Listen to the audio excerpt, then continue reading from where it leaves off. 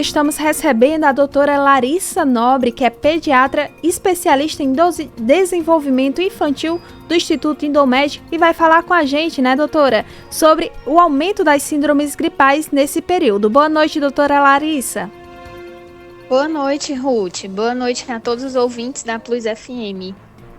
Doutora Larissa, é comum nesse período de aumento das chuvas, né, ter um maior desenvolvimento, maior índice de síndromes gripais, principalmente em crianças? Sim, Ruth, isso é verdade, viu?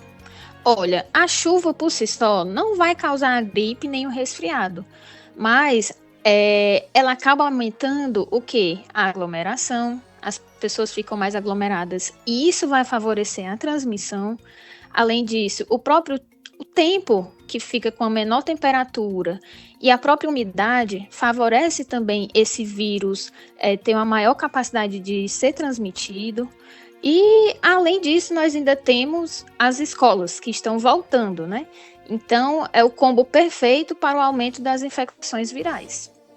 Doutora, e como é que ocorre essa transmissão? Como é que esse clima ele favorece essa transmissão? Pronto. Ruth, a temperatura mais baixa e a maior umidade, ela favorece a transmissão do vírus, né, como eu falei, mas também até a nossa mucosa do nariz fica mais sensível. Não sei se vocês já perceberam, mas quando viajam para uma região mais fria, o nariz começa a escorrer, porque é produzido mais muco. E isso deixa o nariz mais sensível, mais suscetível.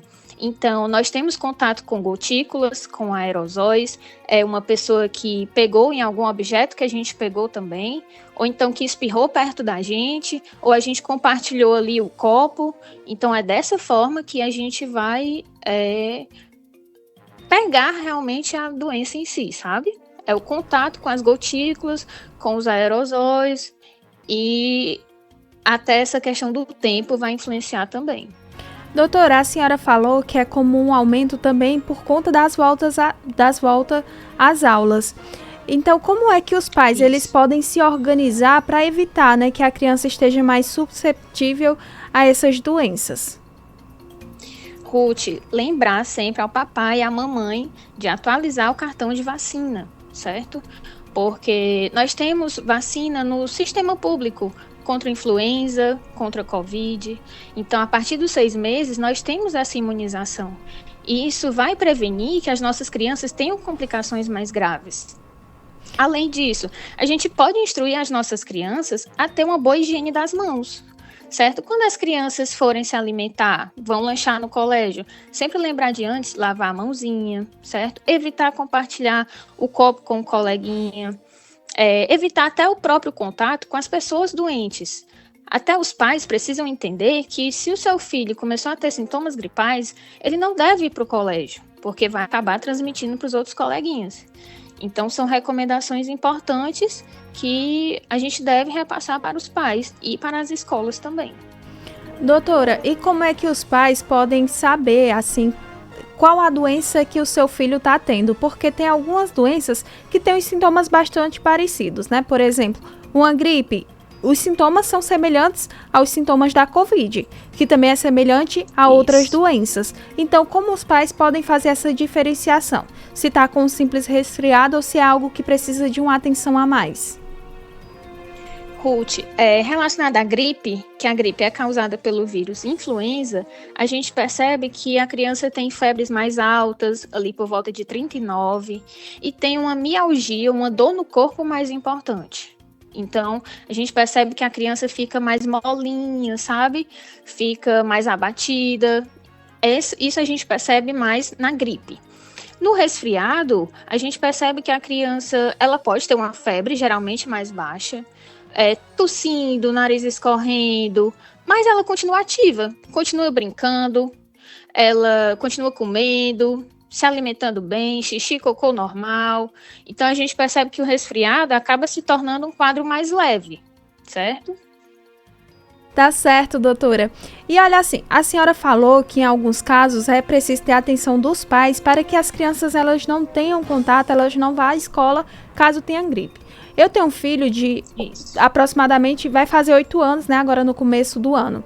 Ele sempre tem muitas gripes, umas seguidas da outra. Então, assim, como é que essa criança, ela pode continuar indo na escola? Por exemplo, se ela tomar vacina, ela pode continuar indo na escola mesmo gripada? Ou todo o período em que estiver com a gripe, se tem um período mais crítico ali, os 3 primeiros dias, ou até ter febre? Quando é que eu sei que eu posso mandar novamente a criança para a escola? Ruth, a gente precisa ter os sintomas gripais já ausentes, né? Olha, é normal a criança adoecer até 12 vezes em um ano, ou seja, uma doença por mês, certo? Eu sei que a gente fica preocupado, né? Mas é algo que é até comum as crianças adoecerem. E outra coisa que a gente deve perceber é como que tá a alimentação dessa criança, como que tá o sono, como que tá a hidratação. Essa criança bebe bastante água? Será que essa criança tem uma anemia? Será que ela faz os exames dela de rotina e tem alguma vitamina baixa que a gente precisa repor? Porque tudo isso vai influenciar, certo? Então a gente precisa, o melhor remédio para a imunidade para as nossas crianças vai ser dormir bem, comer bem, fazer atividade física. Não existe um remédio milagroso, uma vitamina que vá dar imunidade. Não existe.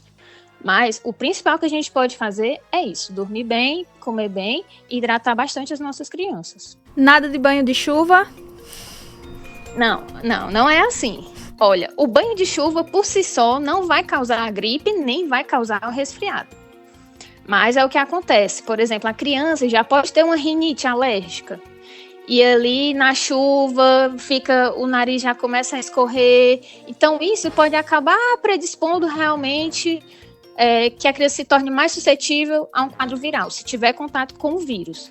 Mas muitas vezes, se a criança tem uma boa imunidade, ela pode não adoecer, pode ter contato com o vírus e não adoecer. Olha só, uma ótima informação para a gente que tem filho, né? Para os papais e mamães que estão ouvindo aí, saberem como se prevenir, como cuidar das crianças, principalmente nesse período. Doutora, queria agradecer a participação da senhora, tá bom? E dizer que os estúdios da Plus FM estão sempre abertos para sempre que a senhora tiver mais um tema, mais um assunto importante que seja interessante para a população cearense, os nossos estúdios estão abertos. Muito obrigada, tá bom? Muito obrigada, Ruth. Muito obrigada, pessoal. Deus abençoe. Até mais.